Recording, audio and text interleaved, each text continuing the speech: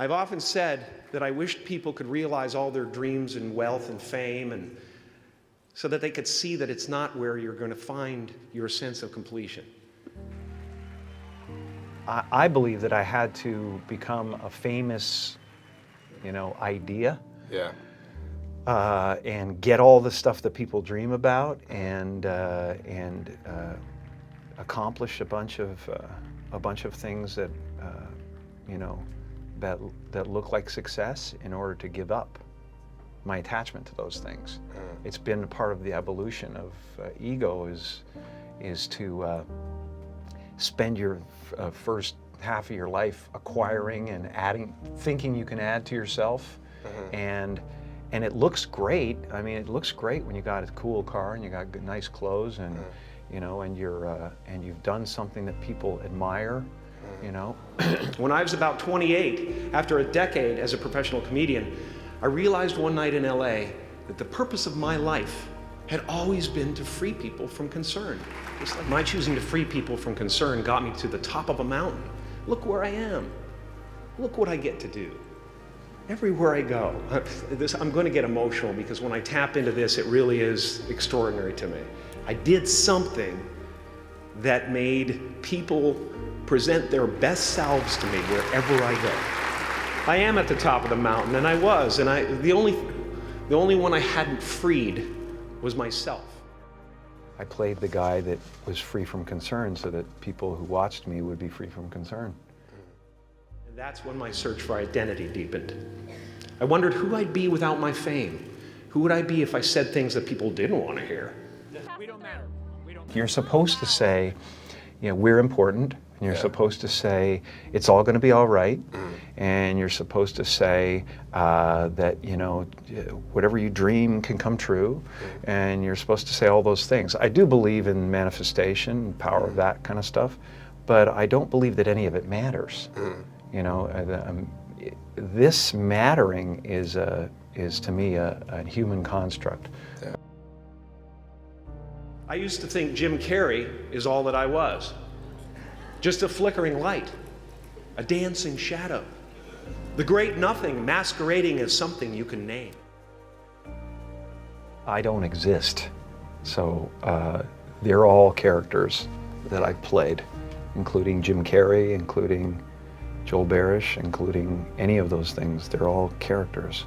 Jim Carrey was a less intentional character, Right. because I thought I was just building something that people would like, but it was a character. Because ultimately, we're not the avatars we create. We're not the pictures on the film stock. We are the light that shines through.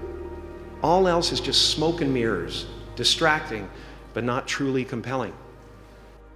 Everything is divine. There's no thing that isn't divine. Right. Everything is divine, and I'm that. I'm not the body. I'm you guys, and I'm this thing, and I'm this thing, and I'm the cameras, and it doesn't matter to me what's happening on them.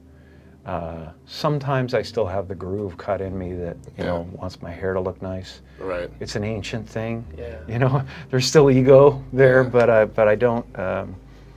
I'm finding that ultimately the freedom from it is something people are kind of hungry for in a way. Right. They're like, I don't want to be me either. Right. And I go, well, great, because you never have been. Right.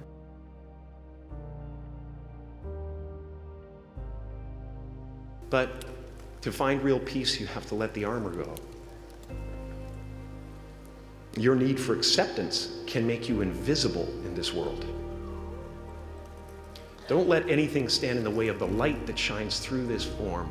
Risk being seen in all of your glory. Our eyes are not viewers, they're also projectors that are running a second story over the picture that we see in front of us all the time. Fear is writing that script, and the working title is, I'll Never Be Enough. People talk about depression all the time. The difference between depression and sadness is just, from happenstance. Whatever happened or didn't happen for you, or, grief or whatever it is. And depression is your body saying, fuck you, I don't want to be this character anymore. I don't want to hold up this this avatar that you've created in the world. It's too much for me. Right. You know?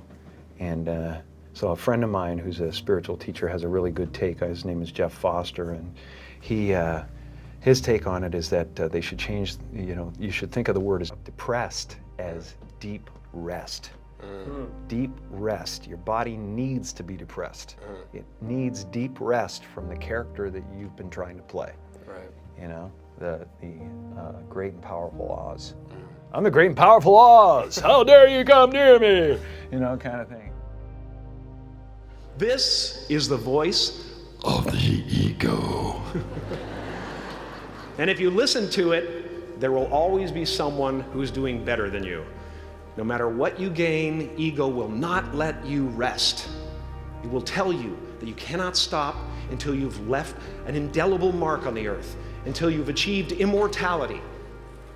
How tricky is this ego that it would tempt us with the promise of something we already possess?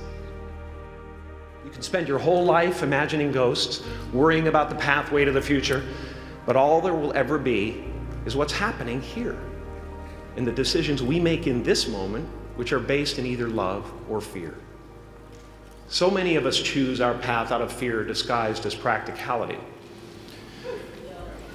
What we really want seems impossibly out of reach and ridiculous to expect, so we never dare to ask the universe for it. I'm saying I'm the proof that you can ask the universe for it. Please. In case I don't see you. Good afternoon, good evening.